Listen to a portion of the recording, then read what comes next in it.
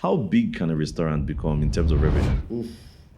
In Nigeria here, monthly, a restaurant can do upwards of 500 million. You're kidding me. I'm not. People focus on, I'm a very passionate chef, and they go in it with passion. But then beyond passion, there's the business side, which you have to be very unemotional about. What do you think is the greatest mistake most chefs are making right now? I know that Instagram is a thing. People want to be Instagramming. Yes, I think right now we want to go where fire. Exactly, where they do some kind of something is flying. theatrics. Yes, we like the theatrics. Which is all well and good. But you know what? When you think restaurants, before you even think of the name you want to name your restaurant, you got to focus on the menu and know what you want to serve. So it all starts with the menu. It starts with And what's the secret sauce? secret sauce in food. Is So you think that's where we're missing it? that is where the problem is. So guys, thank you very much for joining this episode. I promise you, the reason why we do this podcast is because we feel there's a need for us to document the time that we live in, the stories of people who are actually building ventures from Africa, who are changing the narrative and giving the Afro-capitalism narrative a new name. And today, I'm hosting someone that I think I'm really a fan of his work. I'm not in his space, but I actually am a fan of his work because I know what it takes to build ventures, especially one. I call him, in my mind and to the people in the office, I call him actually the Tony Stark of restaurant businesses, because I see he has been able to craft an enterprise, and not just beyond just the normal level. You know, he has taken it to a whole new level, bringing in different innovation and very audacious about it. He's a globally recognized chef, you know, and globally accomplished also, you know, but also locally serving, you know. So it's really, really exceptional. And I look forward to diving into his story, the story around the audacity behind his choosing to do something like this, you know, and also the lessons he has learned along the way. I believe it's going to be beneficial to anyone watching this video. So if you've not liked, shared, or subscribed, please like, share, and subscribe. At the end, I'm sure you'll be grateful for it. And if you like what I'm wearing, you know, doubt less, create more. This is a merch from Thrive District.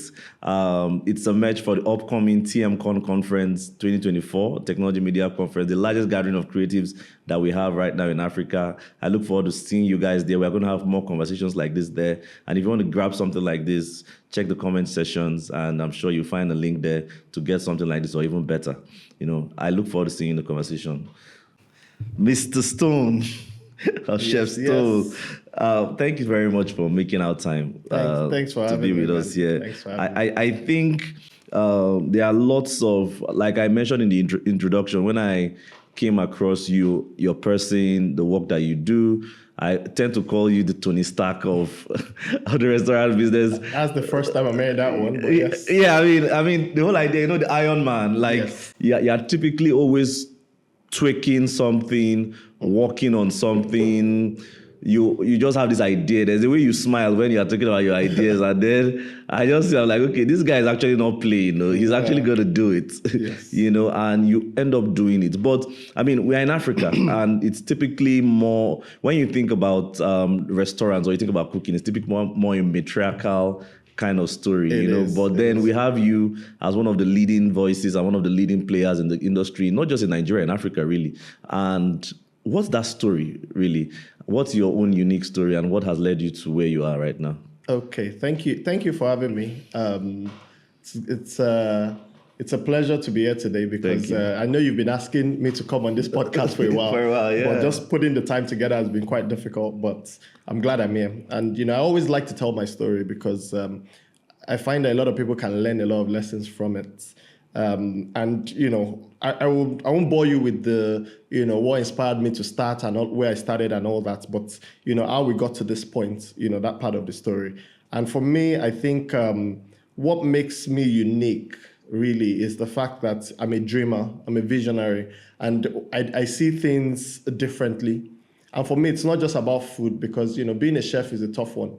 You know, most chefs don't get that time to be able to venture out of just being in the kitchen and creating stuff in the kitchen, you know. So for me, starting up, I had the chance to start up a restaurant earlier on, and I declined. And the reason I declined was I looked at the Nigerian market. This is maybe 13 years ago. I looked at the Nigerian food scene, and back then, chefs were poorly paid.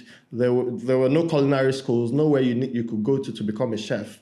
You had to work under chefs for several years until they are satisfied that you are now a chef. And then you get your graduation, whatever. So there was nowhere where you could learn formally to become a chef. So for me, that really, after working many years abroad, that really kind of it's hard because I was looking for a job as a chef when I moved back to Nigeria. And, the pay was really poor. The conditions were really poor. No culinary school. So I had a friend that wanted to invest in a restaurant because he really loved my food and my style of cooking. But for me, I could not take that because, at that point I was like, where do I even find chefs to work with me on this project? If there are no chefs here, you have to go to Cotonou and all of these places. And for me, that's where the school started from. The fact that I wanted to kind of empower people, look for people that had the passion, look for where we could develop a place where people can train to become a chef. So that way the pay starts to go up, the respect starts to go up, and that's what we are seeing today. But I mean, you practiced in how many countries? I'd worked 9 countries, 9 years in 3 countries. Wow. Before I moved back. So throughout my university, my part-time job was always in a restaurant. Yeah, so I'd worked 9 years, but I'd never gone to culinary school myself. It was when I now decided I wanted to set up a school. I said, let me do it properly. Let me go to culinary school, learn the ins and the outs and the whys and whatnots. And then I came back to set up the school. But why did you come back? What? After the 9 years of working? Yes. Why did you come back to Nigeria? I mean, typically you would have just stayed there. Yeah. All right. So for me, coming back to Nigeria was like an accident. In the sense that I came back for vacation one time, planning to go back. And it had nothing to do with food at the point. I came back to Nigeria and I had some clothing that I wore from the UK. So I used to do a lot of things. I'm kind of like, I'm always into many things at the same time. So I used to do websites. And I had done this website for a company called Drunken Monkey. It was this clothing brand. They don't exist anymore, but back then it was very popular in the UK. So all my gear, when I did the website for them, all the clothing I took pictures of to put on the website, they gave it to me for free. Okay. So I brought all that clothing back. And while I was in Nigeria on holiday, everybody was seeing the Drunken Monkey and saying, "Oh, this your gear is mad. Oh. Where can we get it?" And I thought, here's a business idea. Instead of going back immediately after, I was there for 2 weeks. I said, let me call this Drunken Monkey guys and see if I can help them sell some gear here. So for me, I was like, let me stay maybe 1 more month. I'll get some of the gear over, I'll sell it. So I called them up. They said, yeah, why not? They sent me the gear, say, when you sell it, give us the money. And they brought in, I think I brought in like maybe 300 T-shirts, mix of mostly T-shirts and some other stuff. And I sold it within 2 weeks. Wow. It was crazy. Everybody was going crazy about it. And I said, you know what? Let me stay a little bit longer. And I just kept on staying until the Drunken Monkey thing kind of went bust. At that time, I decided, let me get back into food, which is where my core passion lies. Yeah. So it was an accident. And you just found yourself starting a restaurant here in Nigeria, or starting a culinary academy. Yeah, so I wanted to work in a restaurant, but every restaurant I went to, it was the same story.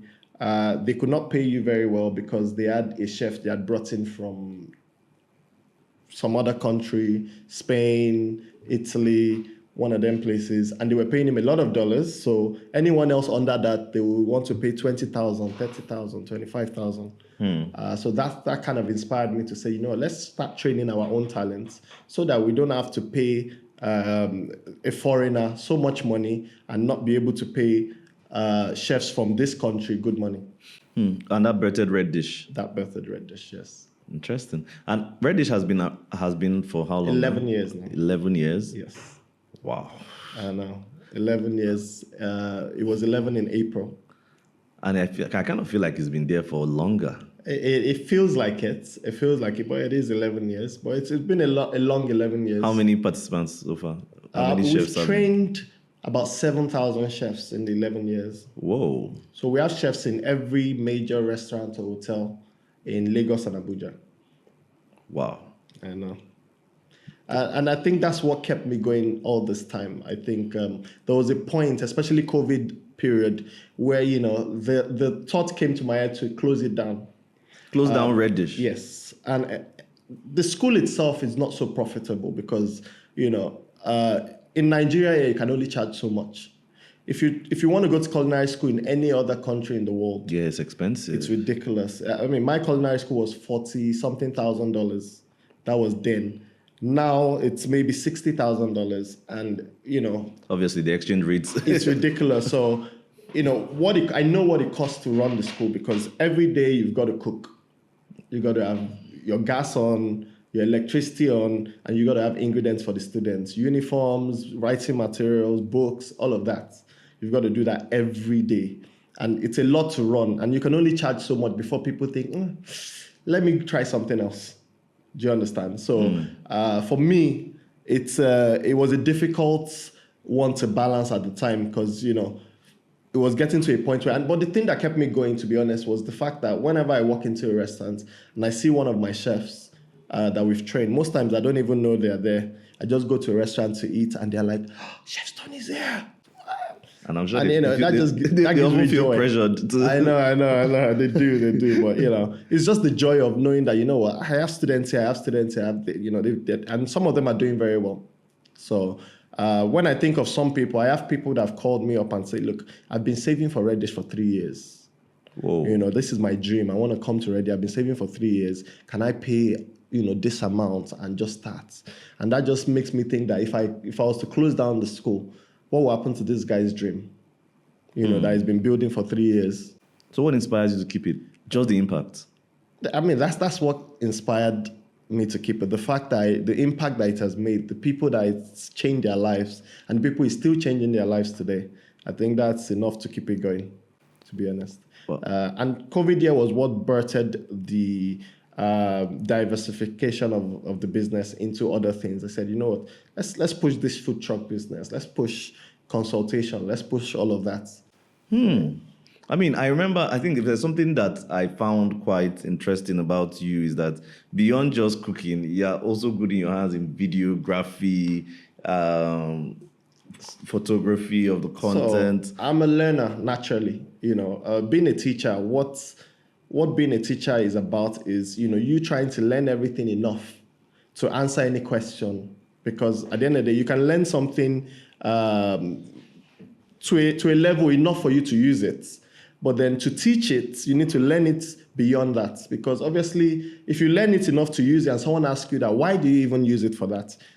And you just know that you've learned it to use it, you don't have answers to that question. So I'm a bit of an overdoer when it comes to learning. I want to learn the whys, the hows, the whats, so, and that's why, every time people feel like it's something new, why is Chef Stone, so you can do this one too, so you can do that? It's because in my free time, and I don't sleep very well, in all the time I have, I'm learning something. I'm always learning something. What are you learning now? I'm trying to learn kind of 3D imaging, creating 3D models and stuff like that. Interesting. So you just keep learning. I just keep learning. There's no end to it. I mean, but then you said 2020 birthed the diversification. Yes. So you now started birthing out your own food brands. Yes. Because I think prior to 2020, you had not done your own restaurant still. No, I haven't. It's been in the works for maybe 4 or 5 years before that, where we've done pop-ups, and the brand was there, the restaurant brand was there, but had not done the restaurant had not opened at the time. For me, I was very focused on, again, growing Reddish and training chefs and all of that. And I used to do jobs here and there, cooking jobs. Your here own and private there. jobs. Yes, Yeah. like private dining kind of jobs. But the restaurant was always, that was my dream from when I started cooking. 20 odd years ago, that was my dream, that one day I'll open a restaurant. But for me, I had to get it right, because the kind of restaurant I had in mind was nothing like you had ever seen before, and which is what the Burgundy is now. It's a completely different kind of restaurant. Nothing like that exists in Nigeria. Do you understand? So I wasn't going to rush it. Yes, but 2020, I decided that, in order to, and even yesterday, my head chef, Chef Denike, we still spoke about it, about when, we were working towards Burgundy. We had started building when COVID hit. We had started slowly building Burgundy. And I came to her and I said, we need to stop this Burgundy project for a bit. We have a food truck that is sitting there. We've had the food truck for a few years, but we closed it down when we moved to a new building because, money to set it up. And I said, let's put all the resources we're about to put in this restaurant into that food truck first. Let's launch that food truck. Let it start generating income. When it generates income, I promise you that money coming from that will eventually help us with this Burgundy project. And at the time, she was upset because, we shared a dream, the restaurant dream. And she thought that maybe I was just putting a stop to it, and she felt she didn't even have a place anymore. And I sat her and I convinced her, look, don't worry, we're going to do Burgundy. I promise you that. But we need money to come in to do this. There's nowhere else we're going to go to get this money because no one understands this concept like we do. It's different. It's a very weird concept for a restaurant. We open Thursdays to Sundays, dinner service only, set course, set fee. It's a 7-course dinner. You're going to pay the set fee. That's it. And it's Pan-African. It's not like you can come in there and say, I want to order steak. You can't. It's a set menu. So, it's a different concept. People would take a while to understand it. So let's do something first for the people. Let it generate income and then we can pump it. And that's what we did. Yeah, I think I remember that time because I remember, there's a way you tell your stories that I follow. You typically, I remember when you were talking about Burgundy, you would show us a little behind the scenes, you would show us sketches. Yes. Then after a while, it went silent. Then I now heard Red Gourmet. Yes. And I'm like, that's not Burgundy. That's not Burgundy. What's going on here? So that was actually what happened behind the scenes. Yes, that was what was happening behind the scenes at the time, yes. Wow, because I remember, I think at that time when I saw it, I was like, is this guy crazy? Like, how does he want to come about this interior finish for this Burgundy restaurant? Like, it looked something like out of a movie. I know. But I mean, eventually you achieved it. Yes, and I remember... I think it was 2021 or so, or 22, when we did Valentine's Day. That's the popular $1,000. $1,000, Valentine's Day menu. And at the time, we had aimed for Burgundy to open in time for Valentine's Day. But how Nigeria, it's, you can't quite pull it together. Yeah. But we said, let's do Valentine's Day at the restaurant. We'll rent furniture, we'll rent this, we'll just make it look. And I remember people were looking at it then, and they were on social media. Twitter went crazy. $1,000. This is where they'll eat. It looks like uncompleted building. I said, no problem. At the end of the day, whatever you want to do in this life. How was that campaign? Was it successful? It was crazy. It was sold out. And my Valentine's Day dinner since then has always been sold out because of what that brought.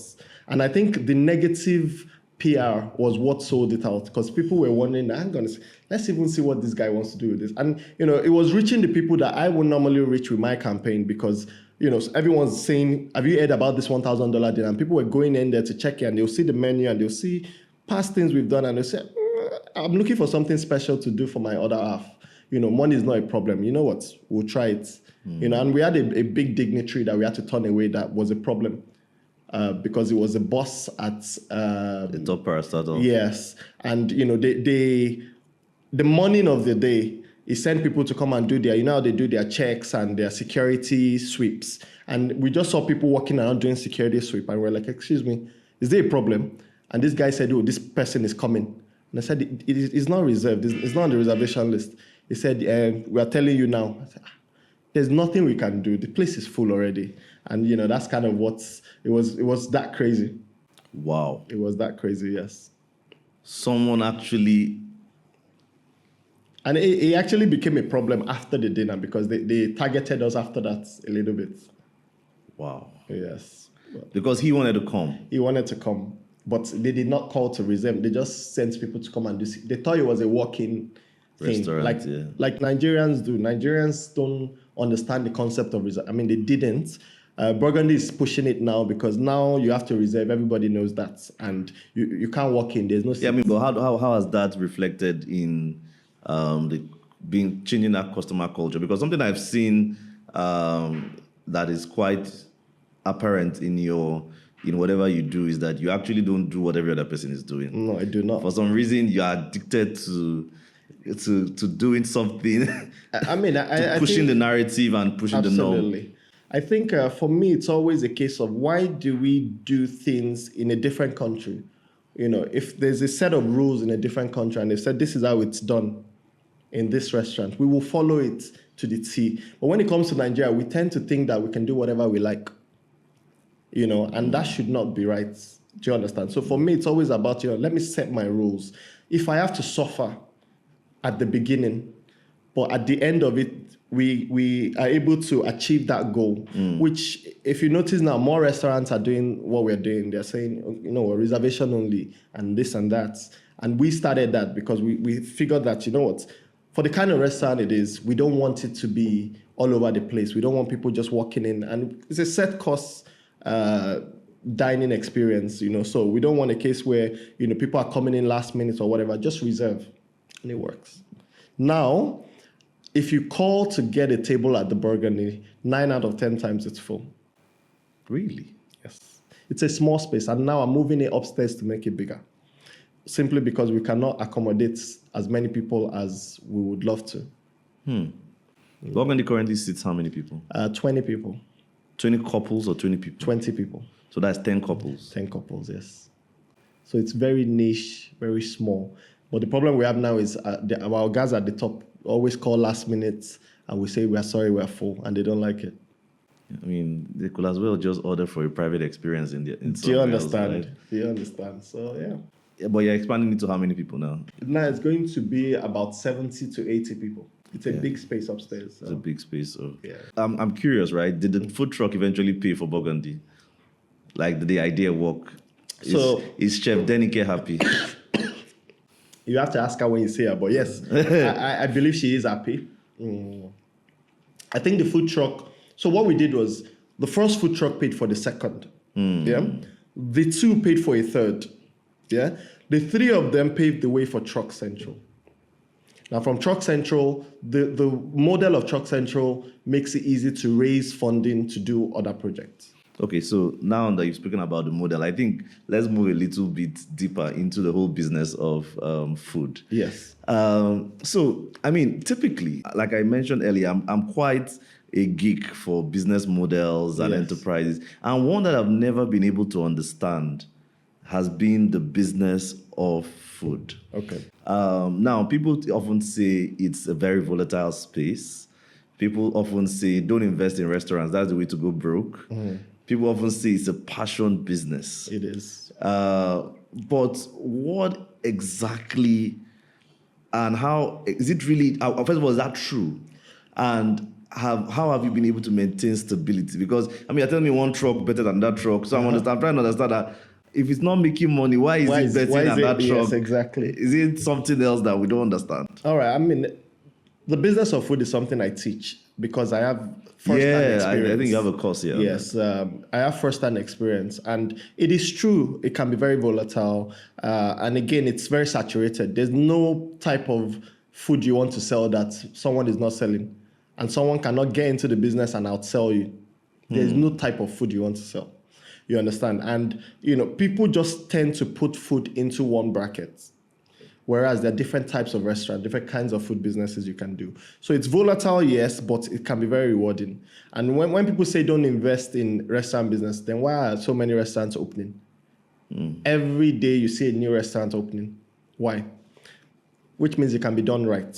The problem with most people is passion is important, but passion is not enough. Okay. Yeah. So people focus on, I'm a very passionate chef, or I'm passionate about the restaurant business, and they go in it with passion. But then beyond passion, there's the business side, which you have to be very unemotional about. You cannot be using emotions to buy your stock. I like this, let me just buy it. You found something that you cannot sustain. They've got octopus all of a sudden in this supermarket. You've gone to buy it and put it on your menu.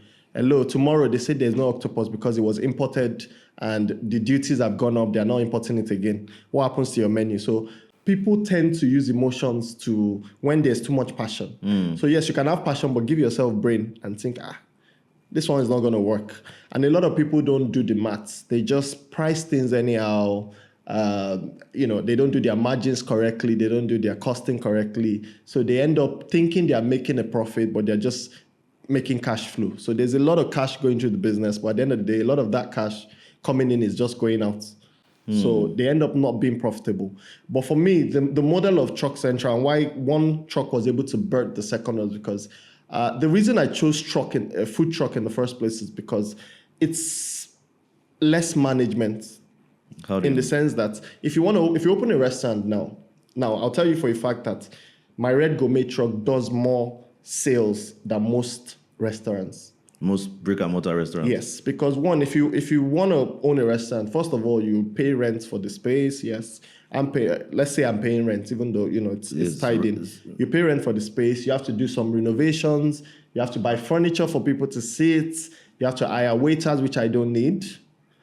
I need less staff because it's such a small space. You just have to learn to manage your space very well. You understand? So, you can have only 4 people working on the truck, whereas there's hardly any kitchen, a restaurant's kitchen that you can have 4 people working in.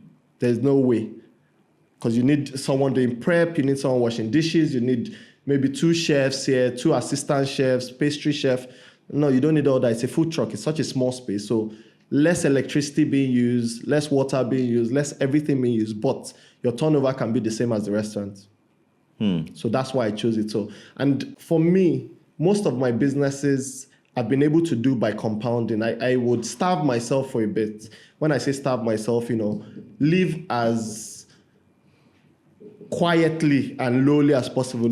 Put your overhead low. Exactly. So try as much as possible to live very minimalist, so that the business can then save enough money to pump into something else. Now, the problem with most Nigerians is we don't know how to be conservative. As soon as the money starts coming in, that's when we want to ball. They want to do this, want to buy this, want to buy that, new car, new this.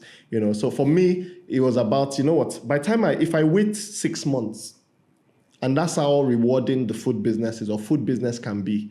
If you can be conservative and you can take a step back and take a good look at it, if you save for 6 months, you can use that money to set up another one.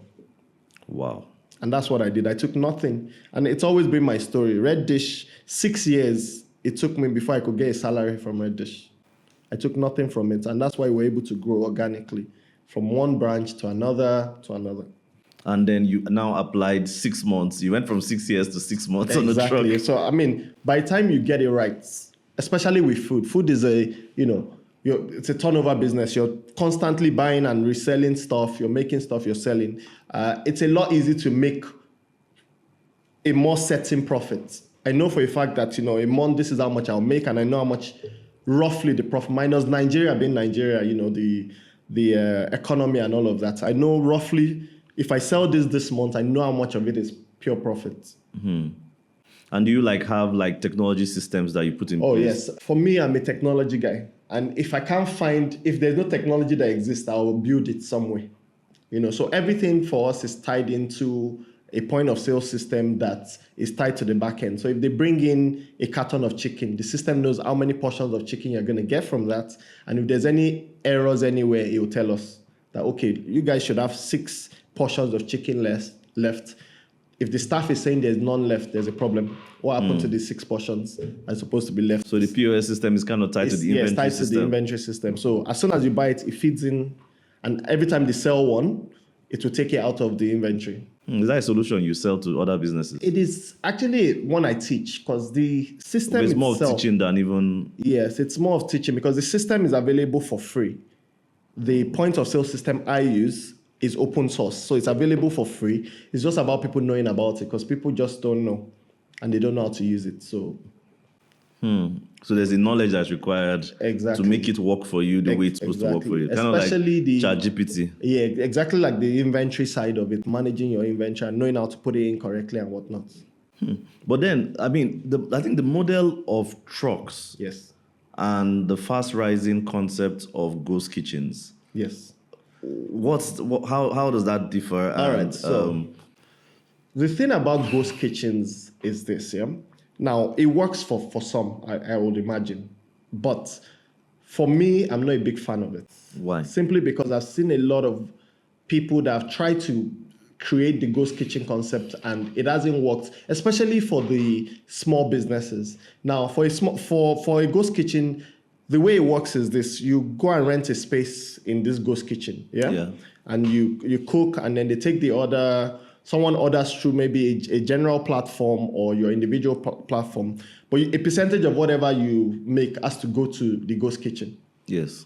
You understand? So for you as a business, you're going to struggle in a competing market with a food truck that is just a standalone, has their own image. They have a physical location that you can go to and buy the food. There's something about, you knowing that something is right here, as opposed to is in the cloud. It's somewhere. We don't know where it is, but they're advertised on socials or whatever it is on media or a website, but it's food. So it's nice for you to be able to go one day. Imagine I order every day from somewhere.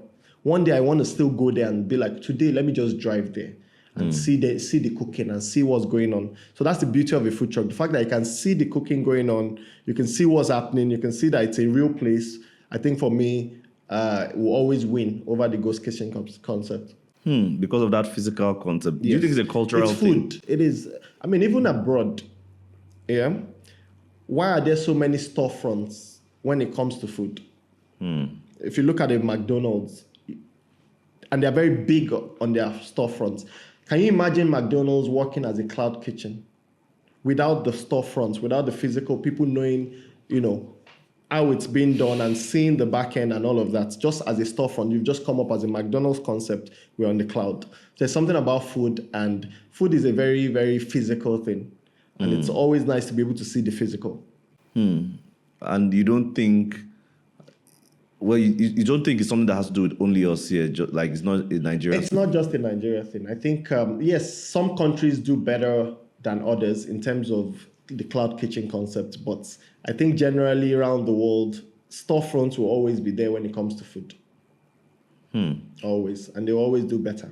I mean, recently there's been the talk about luxurifying Nigerian delicacies, right? Yes. Nigerian street food, from turning gari and okra into fancy dishes. Is it something that you feel? Because I mean, the question usually most of the time people ask is, I mean, things we take like shawarma and the rest are not really local They are dishes. not for us, no. They are mostly imported. Yes. This thing. I mean, we now funkify it to our own palates because then again, now when we now travel, we taste it in other places. This is not the shawarma I was expecting. Exactly. What do you think about the fact that also we've not been able to travel our food as much as possible? Do you think it's a thing of palate, or do you think it's the way we've been preparing it? What do you think is stopping that? Exactly. So you gave a good example, which is the shawarma. Yeah. Now, shawarma has made its way from, the Mediterranean countries to Nigeria. But guess what? When it got to Nigeria, what happened? It had to change. It had to evolve a little bit. Pepper. Now, our problem is when we take our food outside of Nigeria, we believe that it has to be the way we do it, and they should accept it. It's not their palates. A typical French man will eat our jollof rice and want to die.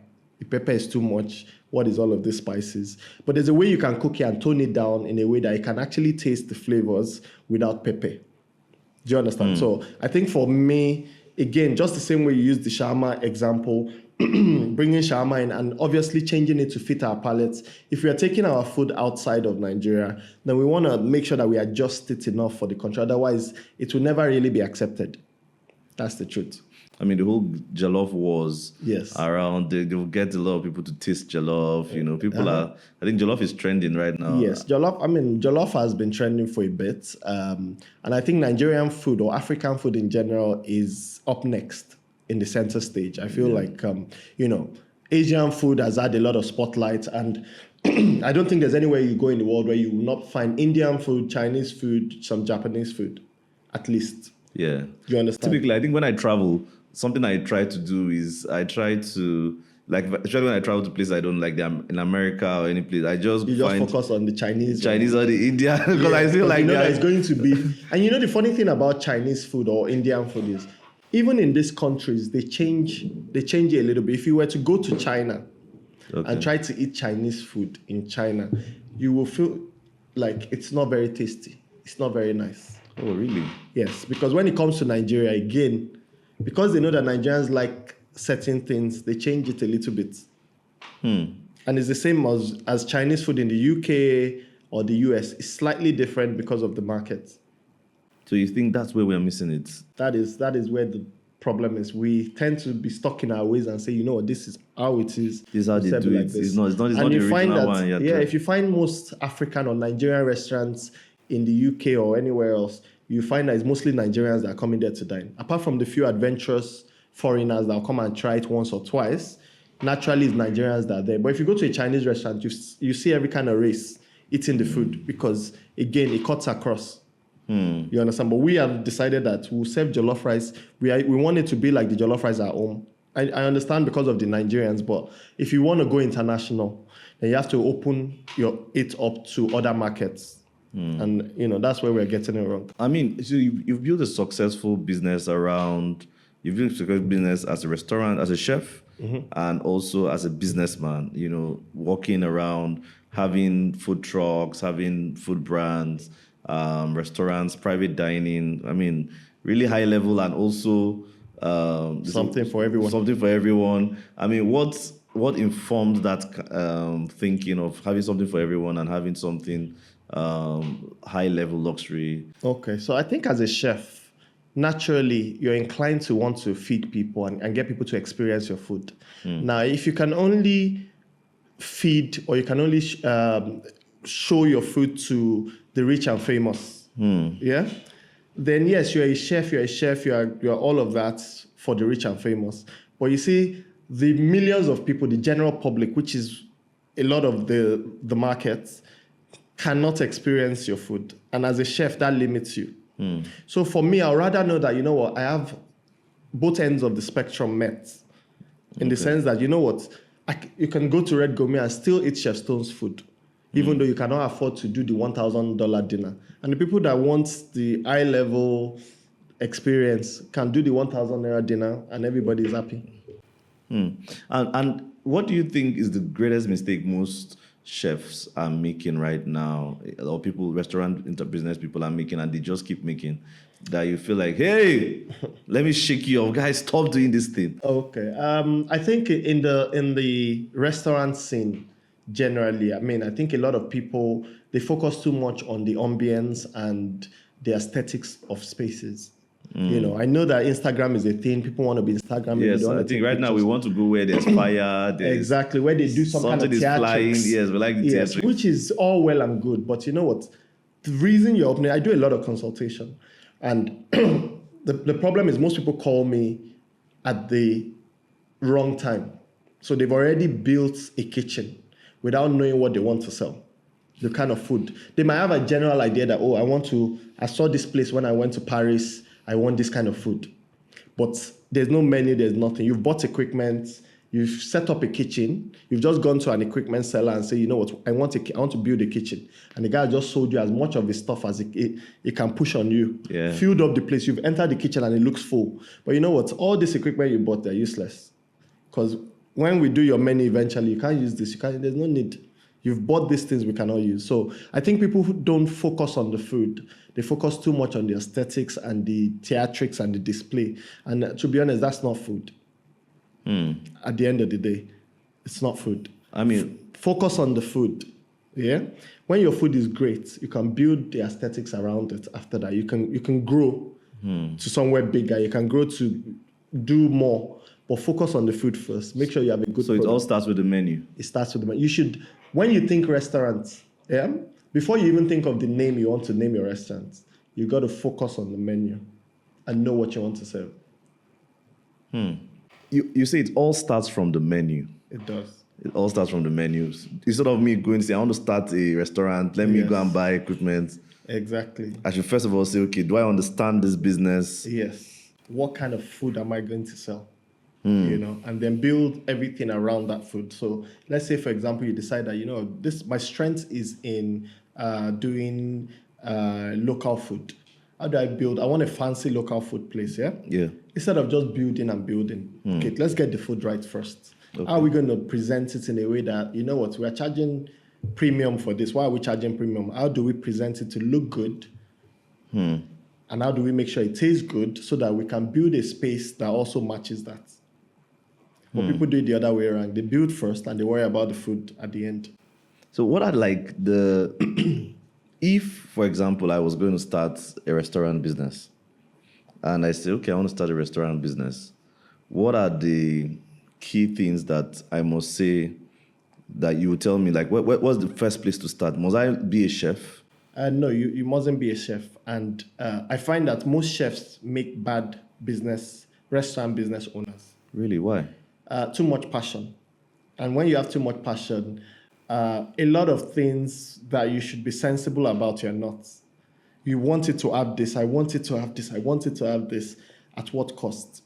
Do you understand? So I find that, if you're a chef, if you're a passionate chef, you want to open a restaurant, partner with someone that has the business acumen, someone that has the knowledge, someone that can be shrewd and not allow your passion.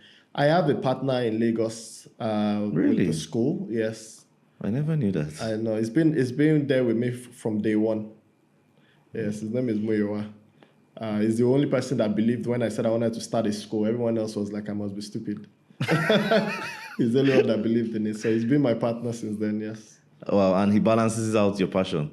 Yes, he cannot cook to save his life, I don't think. But yes, when it comes to business wise, and sometimes being my sense of reasoning, because sometimes I can be very passionate and forget that it's a business. I just want it to be perfect in this sense. It will bring me back to earth. I mean, you've done schools, yes. You've done food trucks, yes. You've done consulting, you've done restaurants. Yes. How do you know what market signals, or are there particular things that you look out for and you observe within the culture and you're like, I think there's a gap for this? Or is it more like, I just want to do this? I mean, if you know me and you know everything I've done, nothing is I just want to do this. Obviously, there's got to be some... for me, like I said, I'm a visionary and I tend to see the bigger picture. And I never do anything for now. I do it for, this is what it can become in the future. So I'm a big fan of starting small instead of just going big. Even if you bring a lot of money now, you want to invest, you want us to do this. For me, I find that starting small helps you make mistakes that you can correct before you go and blow, and then, it's too much to correct. So I tend to do things that, one, I've dreamt of, in the sense of I've thought about it and thought about, that gap in the market. How do we not only plug the gap, but do something different and something that, Africa can learn from? Because, we keep saying we're the giant of Africa, but when we look at almost every space, we're not really doing anything innovative. It's always, we copy a concept from the Western world, we bring it here, and then we just do a copy and paste and try to do it like they do it. And there's a reason it works in Europe and it's not working in Africa, because we're not doing it for the African market, to be honest. We're just copying and pasting. So for me, it's all about innovating in the space, not just plugging a gap where there's a gap, but how can you be innovative about the plug? Yes. So, and with what you did with, you started a food truck, then now it has grown to a location with various experiences. When I think about Truck Central, now I'm thinking about karaoke nights on Wednesdays, Club Fridays. I think yesterday they had like a rave nation. Rave nation. It has now become a destination. Yes. And I don't believe you own all the trucks there. No, I do not. No. So what has been like the evolution for you really in terms of the Truck Central business? Okay, so the reason, I'll start with the reason I started Truck Central in the first place. Okay. So I think I owned the first food truck that was in Abuja. That food truck was a lot of pain to run because when I brought the food truck and I started operating. Where was it located? It was stationed in central area opposite NNPC Towers. Okay. And then at night we used to move around. Now, initially, the plan was to drive it around.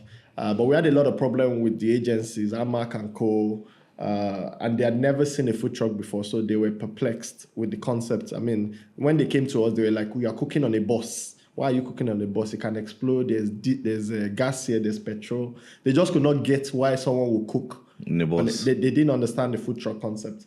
So they eventually came up with a license for me because I was the only food truck, and they said I should pay 450,000 a year for a license. And this was 8 or 7 years ago.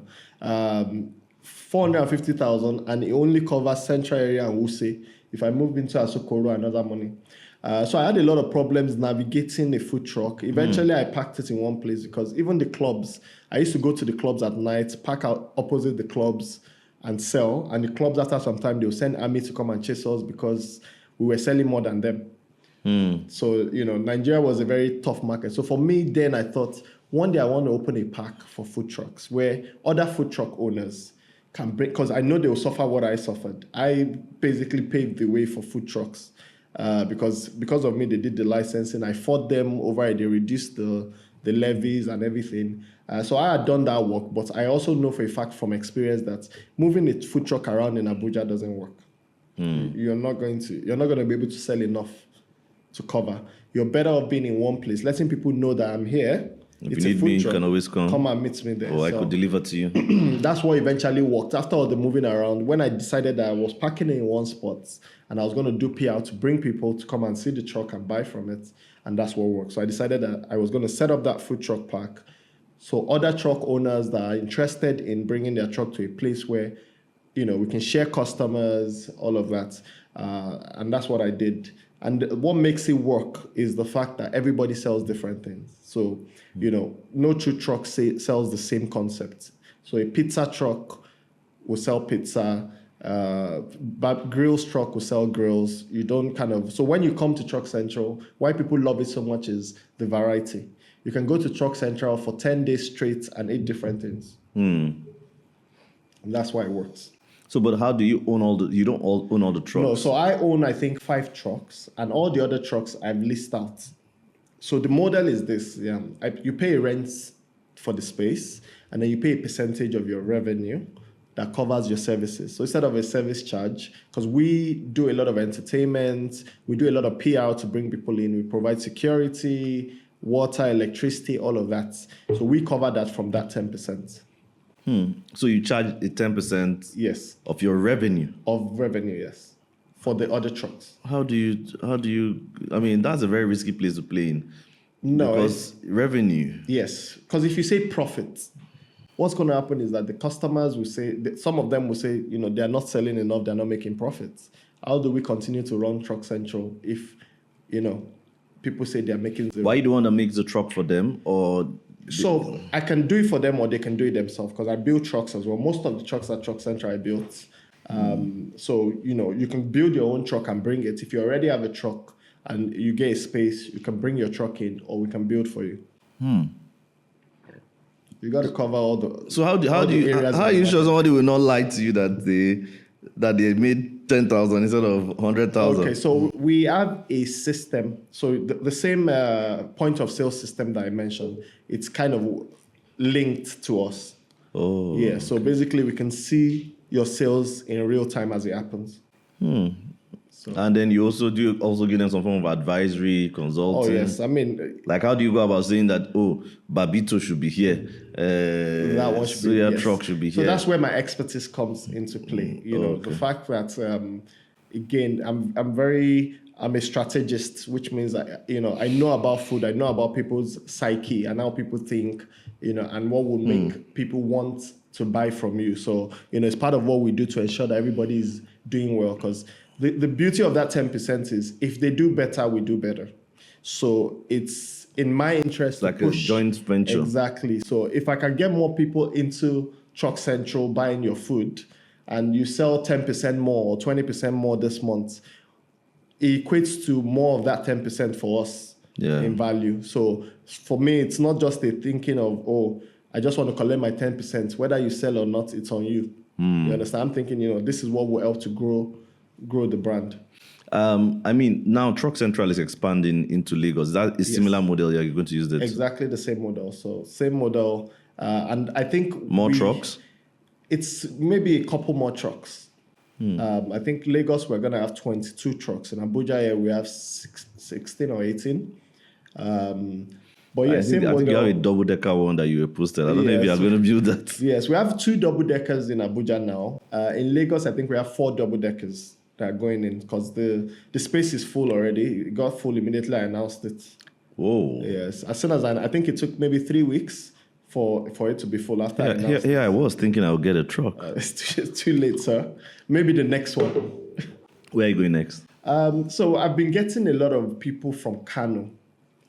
Funny enough, saying, they would like me to bring Truck Central to Kano. I've even had calls from some investors that have said, after Lagos, if you're interested, we are willing to invest in it. So Kano might be the one. But I'm also still looking for another space in Abuja because I feel like I think we spoke about this before we started, the numbers, every day we meet someone that's learning about Truck Central for the first time or that's never heard about Truck Central. Yeah, I took someone there for the first time yesterday evening. Yeah, so, I feel like, it's something that's very easy to replicate. And that's the idea, to replicate it in multiple cities. So I'm looking for another space in Abuja again, maybe the Life Camp area, so that people from that access, Gwarimpa, they don't have to come all the way to central area. Because problem we have now for our busy nights, which Friday, for example, is there's no amount of chairs I can buy that can be enough. It's crazy. It's so packed. And people pack all the way to the end of the road. Yeah. I've been there. Crazy. So it gets too full that I need to kind of find a way to shed the load a bit and put another one somewhere. So I'm looking for space for a second one in Abuja. Oh, will it be a second one or will you just move? No, it'll be a second one. I think I'll keep this central area. Yes. Yeah, I mean, I think also Port Harcourt might be a good space to. Yes, I've had people. I brought someone from Port Harcourt. The person just kept taking pictures. The person was like, "We need something like this in Port Harcourt." I know. I've had people from Port Harcourt also show interest. It's quite interesting. So, I mean, let's talk about branding. Like, I know you're very big on comms, on brand positioning. How relevant really is branding and the whole idea of a concept, the restaurant concept? I know you call it a concept. There are different concepts. Of course. How relevant is that in terms of building a successful restaurant venture or a food venture? I think it's everything. Branding and brand positioning can be the difference between. So you can have two people kind of set up the same concept, same thing. They're selling exactly the same thing. They're following the same playbook, and one can do significantly better than the other simply because they've explored the branding properly. You understand? So if you look at any of the kind of big brands in the world, you see that when it comes to branding, they don't play. They don't play at all. If you look at, let's even look at food. McDonald's, the big yellow axe, you see it everywhere. They don't play. You see it in the corner of your eye, you know what it is. The font of Coca-Cola, you know what it is. And it's not just about the font, the colors. Sometimes even they play with sounds and whatever. When you hear branding. A certain sound, you know that this is Coca-Cola. And all of these things help you subconsciously to think about the brand.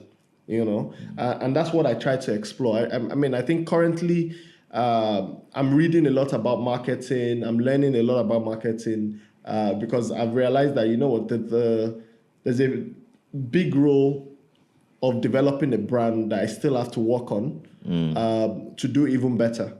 So as much as people think that, this guy's killing it with branding and marketing, I always feel like, you can never do too much. No, you can't.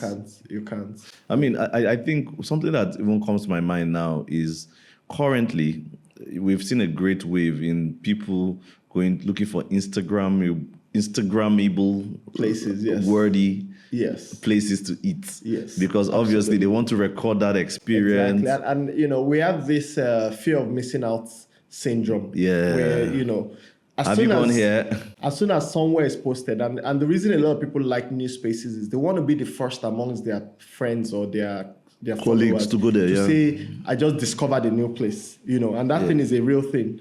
That's why you need to be very careful as well in this in the food scene, because if you focus on the now and I want to open somewhere Instagrammable too much, what will happen is the same way people will rush you when you open, that's the same way they will go to the next place. So if you don't focus on your real customers, and I always tell people that, look, forget the rush that you get in the beginning. Those are not your real customers. 90% of the people that will visit you when you open, the first few months when you open, they will never come back because they're just looking for the new fad. What's new? As soon as somewhere new opens, they'll go there, and then the next and the next. So the idea is, a lot of us Nigerians, what we do is, especially restaurant owners, is we change our business to match the crowd. You have a concept originally, you have a business plan that you've already decided that this is how it's going to work, all of that. But as that rush comes in, people start to say things like, get jollof rice for your menu. Say, let me put jollof rice. So it looks like that's what you want. Yeah. And I've had restaurants that I consulted for that did exactly that. They changed the menu, they changed things just because a few customers came in and said they want that. You understand? But when those people go away, whatever your initial concept is will be lost, because they'll come there and say, it's jollof rice they're selling now. They said they were a cafe.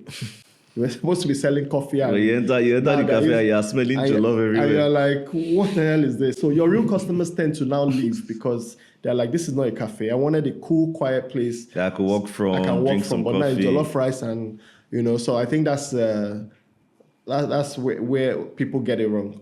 Yeah, but I mean, something that comes to my mind now is the fact that when people are building food businesses, a lot of times when you talk about like the Instagrammable places, location, they forget that there's also a risk. It is. Because the more people talk about your place, because I typically will tell someone, oh, I've been to so and so place. Yes. And then the next question they will ask me is that, oh, that was right. How was the experience? I'll say it was fine. But then they ask, how was the food? It was just okay. Yeah.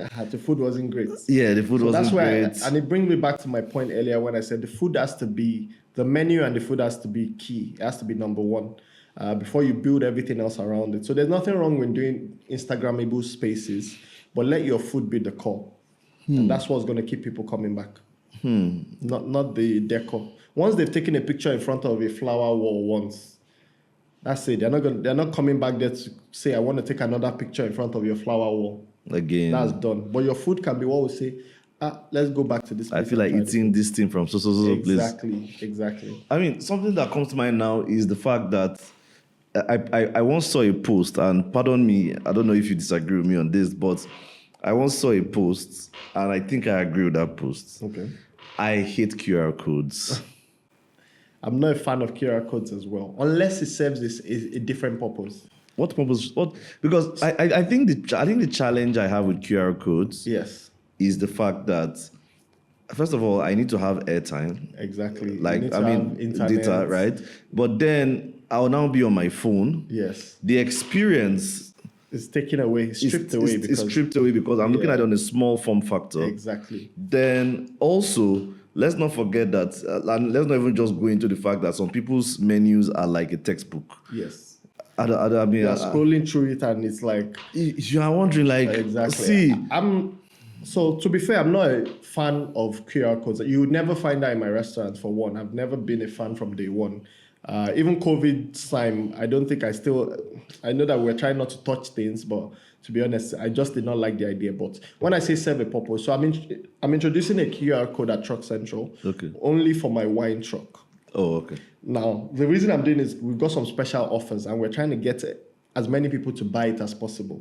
Okay. Because when you're sat somewhere, you might not really know that the offer is going on at the truck.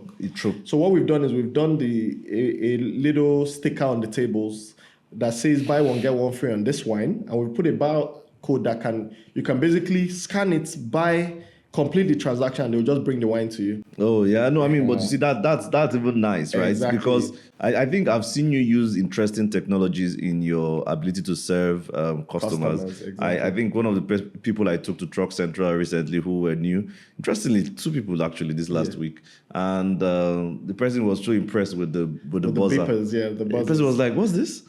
And it's like, so that's how you know your food is ready. I'm like, wow, I know. That's one of those things that people are just fascinated with at Truck Central. Like, hang on, so this thing will beep and vibrate when my food is ready. I'm like, yes. So it just saves you time of going back again. Is my food ready? And that's such a functional, beautiful technology, because then when I use it, I'm happy because I'm like, okay, so you mean this is going to be, I can depend on it. I don't need to be thinking, oh, let me go and check. Let me go and check, yes. And then it works, right? So I kind of wish that QR code was like that in terms of functionality, like really solve a problem for me. Yeah. Like, okay, let's say, before you had a full menu. Yes. And all you had were names of foods. So maybe with QR code, because you can afford more space. Yes. Maybe you give me pictures. Exactly. Right? Exactly. Or someone just said... let it be, or something interactive. Yeah, someone said AI, Yes. Something interactive that I could just know that, okay, this is what I'm buying. I think, again, a lot of restaurant owners just saw it as an avenue not to spend money printing menus. And, it's part of the experience. Look, flipping those pages on your physical menu is part of the food dining experience, to be honest. Now, imagine I'm on a date with someone and we're scanning and we're both already pressing phone that you're supposed to leave down and focus on the person. Yeah. But you're already on your phone, going through menu and stuff. You keep your phone in your hand and you keep with the phone. And that's why also, if you look at most restaurants abroad, even after you've made your choice on the menu, they take the menu away. Yeah. So that you can focus on yourselves and not still be looking through that. That should leave.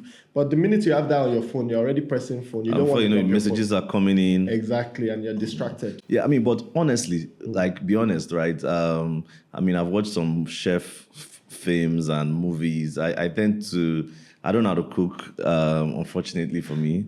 But I think I'll make a very good my Indomie is nice. Okay. That's a good start. That's a good start. Okay, and even jollof. I tried jollof. Nice. So one of the things that I saw in some of the movies, I don't know if you've seen this movie, Jiro, Dreams of Sushi. Okay, yes, I've seen Jiro. it. And then you also see this recent one that came out. I've forgotten the name. Hunger, yeah. I also saw Hunger. Yes. Right, it was walking back end of a kitchen really that crazy, like the way they make it look like you guys are dying and everyone is. So, I mean, I'll tell you for free that working in a kitchen, especially a busy kitchen, is like being in the army. It's cutthroat. Now, especially if you go to, there are certain restaurants and notorious chefs that when you work for those chefs, you wish you were dead. Why? It is that culture. Now, the reason is because, it's food at the end of the day. And what makes the difference between a good restaurant and a great restaurant is their service delivery, how they can get it right every time. Because one person gets it wrong and that might be food poisoning. So, you have to run your kitchen like a tight ship. Yeah, you cannot allow anybody to slack off, because one person slacks off and the food goes out cold. One person slacks off and there's something missing on the plate or something out of place on the plate. And especially in the fine dining scene where we are very, very pristine and there's a lot of precision when it comes to our food. You cannot allow people to be too relaxed, because with relaxation comes things going wrong and little things, yes. And we don't want those mistakes. So, a lot of people run their kitchen so tight that it's almost like being in a gang. And, you don't want to fail the boss. I mean, but then how do you maintain high standards while also avoiding being a toxic chef or toxic head chef? I think that's something that a lot of head chefs are struggling with, to be honest, because, all they've ever known, most of them have worked under chefs, very strong-handed, tough chefs as well. Like Marco Pearl White was the one that Gordon Ramsay now used to work for. And he always used to describe him as a killer, like he was a mad chef. And you can see that showing through with Gordon Ramsay as well when he does his Hell's Kitchen and stuff. And that's all they've ever known. So it's always a tough one. But I think now with mental health being more in the... Yeah, I mean, we had the death of the suicide of Bourdain. Anthony Bourdain. Yeah. So, I mean, it shows that a lot of chefs bottle up a lot. You never really talk to anybody you never speak up. But that's where you're going to have to learn a little bit of balance. I think people are learning that you cannot be toxic all the time. And part of what we tend to do is, even whatever happens in the kitchen stays in the kitchen. We can be in the kitchen and I can shout and I can curse you and I can do whatever in the kitchen. But the minute we're done and we get out, we'll talk about it and say, no hard feelings there. We have to get this out to the customer. The customer is king here. You have to get it out hot. You got to get it out right. So we talk about it and we can go for drinks after. So I think that has kind of helped to kind of soften the blow. I mean, what's the wildest things that have happened in your kitchen? There's been a lot of tears in the kitchen. So are you a tough chef? I think I am calming down a little bit Well, is it as I get older. Is it the grandfather syndrome? I think so. I think now I do less of the. I'm sure chefs that learnt under you earlier will say, Oh yes, is this Chef Stone? Chef Stone. No, this is not the Chef Stone they used to know. I used to have this face where people were afraid to talk to me.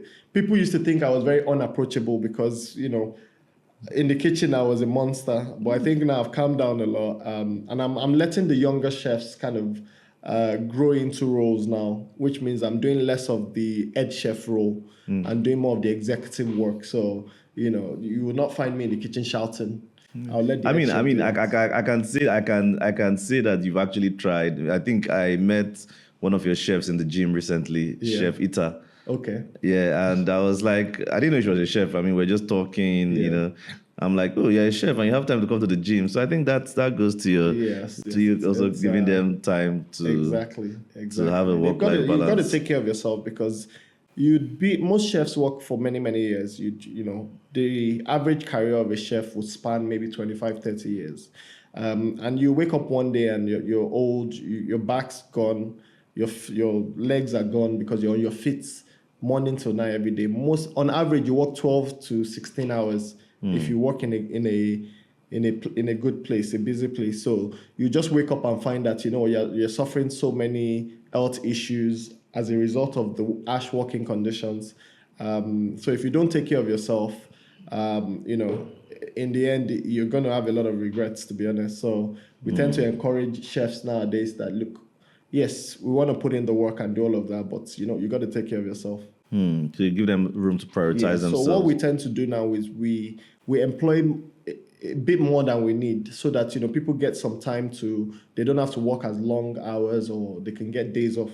I mean, that's quite good to hear, because anytime I think of being, a lot of people have this sexy, romanticized meaning of what it takes to be a chef. Oh yes. But then again, when I watch all those movies, I'm like, I'm not sure you really. No, you don't. I'm not sure you really want to be a chef. It is a tough one. I mean, even from the school, of all the people that register in the school, a fair percentage of them never make it to the end. Because people come into the school with a different idea of what a chef is. I mean, they see the celebrity chefs on social media, just doing the fun part, the celebrity, the cooking on camera part of it. And they think that's what it's about. And that's only like 2% of it, to be honest. Yeah, the hard work, the hard graft is in the back. It's in the back end. Yes. Do you still do that? What's that? A lot of cooking. Not as much as I would love to. I find that I'm doing a lot more with new ventures and whatnot. I'm doing a lot more business development. Yes, business than food, and a lot of traveling. I mean, most of what I do now is master classes in other countries and stuff like that, but not as much of the physical. Because I mean, the beauty of being a good chef is when your team can do it as good as you would do it when you're not there.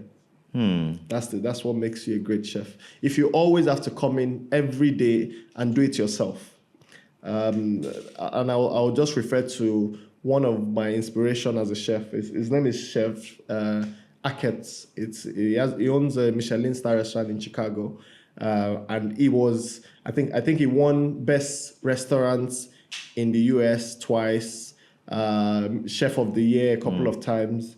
And it's a proper great chef, yeah.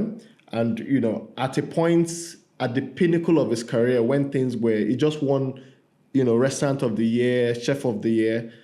He found out that he had cancer, and they were going to operate and take out his cheekbones and all of that because it was all so bad. But he had to learn to be a great chef without having to cook. Because he would go for chemotherapy, come back to the restaurant, go again. So, he could not physically do it, but he now learned that, look, what you have to do is believe in your team. Train them well enough, equip them with what they need, and believe in them. And that's what I'm learning to do now, that, look, if I have to come in every day and without me being there, they will not get it right, then I'm not really a good chef. I mean, speaking of Michelin star restaurants, Yes. are we producing anytime soon? So the Michelin company, which is a French company, they have no interest in Africa currently. So there's no African country with a Michelin star, simply because for you to get a Michelin star, the Michelin men have to come to your restaurant, obviously without you knowing, like a mystery diner. They'll come in, try your food, whatever, and then they'll write a report back. But they don't come to Africa at all. It's not, they just actually started, last year, they just started the UAE. They never used to go to UAE as well. So I don't know how far they are thinking in terms of coming to Africa. But again, it's a white man's metric. Yeah, form of. Yeah. I mean, then again, how do we? So if someone comes from France now to try out African food, what do they judge by? Do they know what African food is supposed to taste like? Do you understand? So again, if there's going to be Michelin in Africa, or if something is going to kind of give stars for restaurants, it should be people that know about the cultures and the food. It should be. So you think we shouldn't necessarily live our lives trying to meet up by No, a standard? I think, we can set our own standards, and we can have our own bodies that can be as great, maybe even greater than the Michelin body, doing just what needs to be done. I mean, food trucks, culinary school, restaurants. What next are you itching to try? I think for me, like I said, I'm always thinking, always What dreaming. can we expect from you now? Okay. Currently I'm working on the Truck Central projects across. And like I said, I'm making the restaurant bigger upstairs. But part of the dream is to open a culinary innovation center for Africa. And I don't want it to just be a teaching school for cooking. I want it to focus on all aspects of food, including agriculture, food science, food development. I think we're lacking that in Africa. We're not doing, we're focused too much on the food and people eating in restaurants that we're forgetting that, It comes there's a from starting somewhere. point. Yeah. And food globally is becoming more, less organic. There are a lot of laboratories where they're crafting food. And people would buy apples and they don't taste like apples. They feel like they've been grown in a lab as opposed to on a farm. So Africa is one of the places where we still kind of grow our food. They're still very organic. Yeah. And I want that to live on. So for me, I'd like an innovation center where we can look at how to develop the organic part of food and keep it going for a very long time. I think that's a very noble cause, really, because Thank you. We are what we eat, right? So Absolutely. we might as well ensure we pay attention to what we become. And if you think about it, in the past few decades, there are a lot of people developing different ailments that didn't used to exist back then. There are a lot of things. It's like there's something in the air, but it's not in the air, it's actually in your food. So there are a lot of people giving birth to kids, and the kids are developing things, and you're wondering that, in my family, we didn't used to have this. What's going on? And I think there's too much processed food that we're eating. No one is cooking anymore. Everybody wants to just eat a pack of Indomie or, snacks and stuff like that. And the more of that you consume, it's a lot of chemicals that are in those foods to make it look appealing and taste appealing. It tastes good to you, but what it's doing inside of you over time is not great. I mean, that's really powerful. I'm very interested that I'm very fascinated that you are thinking even. Oh yes. We like going back to the main source from farm to table. That's it. That's what I'm about. We grow a lot of our herbs, our vegetables for Burgundy. We grow it ourselves now. Oh, really? Yes. So all our tomatoes, all our herbs, all our edible flowers, cucumber we're growing. So things like that we tend to grow ourselves. I mean, let's talk about failure for a second, right? Yes. What have you failed on and how did you bounce back? Okay. I think I failed on a number of things. But my problem with failure is I don't see it as failure. Okay. So some of the things I've done, like the food truck, for example, the first food truck, I closed it down for a while. Okay. After I ran it for a few years and it failed woefully. I mean, I was losing money hand over fist. Yeah. I decided to close it down. But for me, that was a chance for me to now go back to the drawing board. So I'm not a take it failed and I take it lying down. I'm going to fight. So I learned a lot of lessons from the first time. And the second time around, when I eventually reopened it, I think all the mistakes I learned from that failure, I used it to kind of as arsenal to relaunch it. Yeah. So I'm not one that recently I own a Reddish Studios. And I closed it out to taking Reddish outside Studios. job. Yes, Reddish Studios. What do you do at Reddish? So we do adverts. We record. We do photography, videography for brands. Okay, for food. Yes, that's part of what Tekena was a part of. Yes, okay. So we do anything food. We focus on food. So food for socials. You want to do videos, photos for social, all of that. And I recently closed it out to the public because I didn't think it was doing well as a business tool. I mean, it was working internally, but we were not generating enough income to keep it as an entity on its own. So I've closed it down, but again, it's something I might bring back in the future. I still have all my cameras, all my gear, and I have a lot of it. So how do you process it that is different? What's that? Failure. Again, like I said, for me, it's not failure, it's learning. So it's more of a definition thing. Yes, the failure is, when you say failure, at what point do you decide that, it's failed? If I stop doing something now because it's not working, it doesn't mean it's failed. It just means that it's on pause while I try to get my head around what didn't make it work the first time, and then how do we bounce it back? Yeah, I mean, I often refer to failure as feedback, right? Yes, as data. Exactly. And sometimes it's better for you not to open it again. It just means you've learned a lesson that, this business is not for me, or this avenue is not the right avenue. You understand? So it's not failure, it's you accepting that, I can do something else with my time that would be more beneficial. I mean, what's one opinion or one perspective you've held over time that has changed? That has changed or that hasn't changed? That when you started out your journey, that you're like, no, I don't believe this anymore.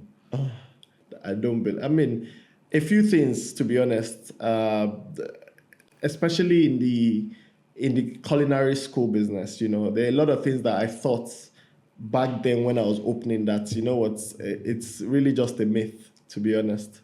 And some of it is, the fact that everyone can succeed in food.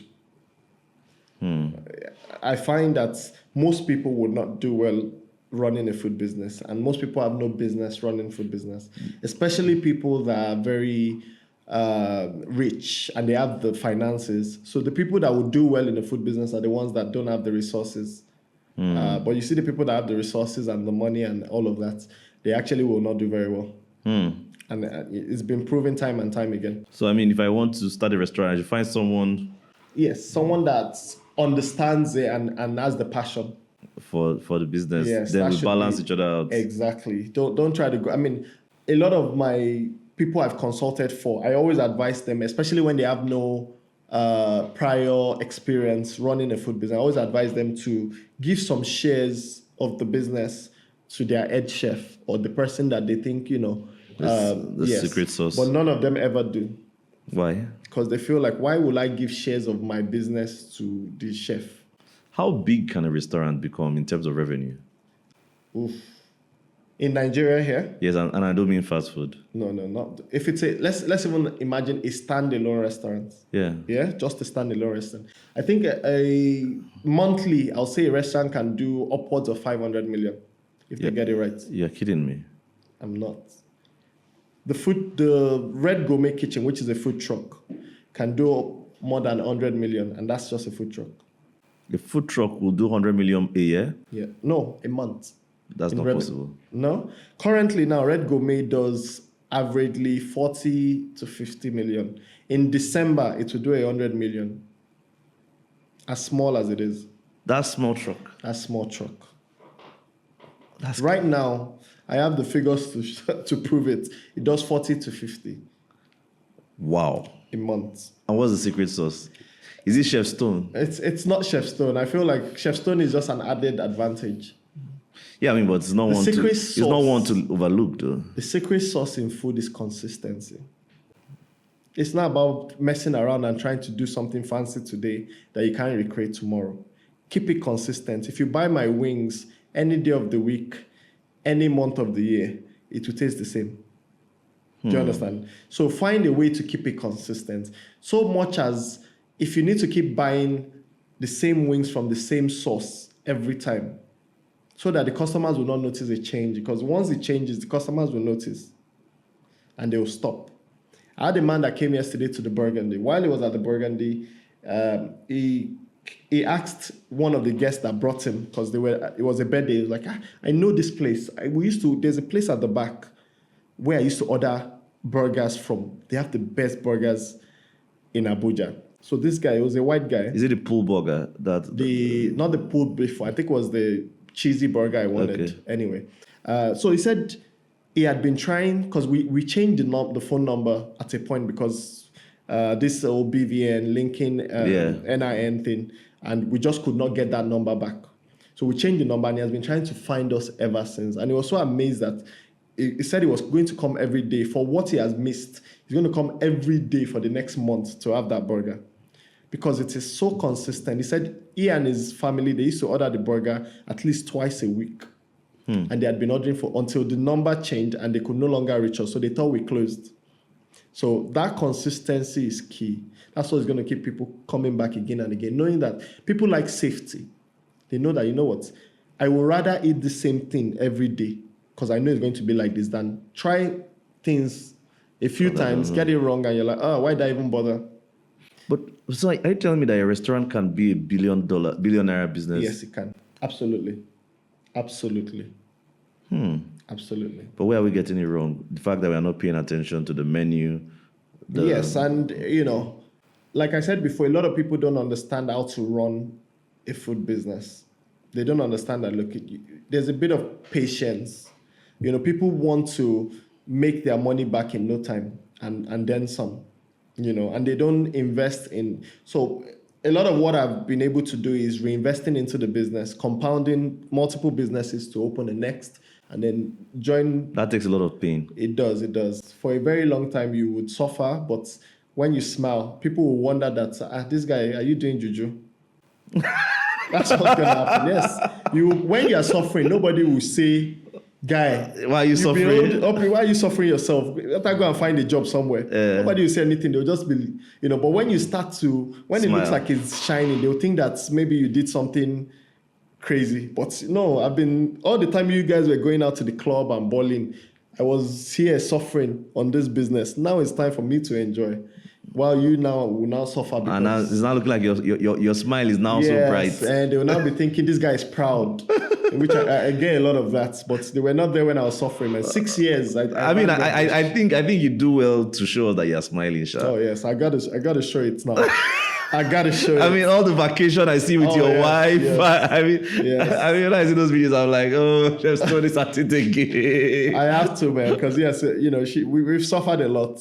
And she has also sacrificed for it. She has a lot of sacrifices. I mean, I don't think she gives me the drive.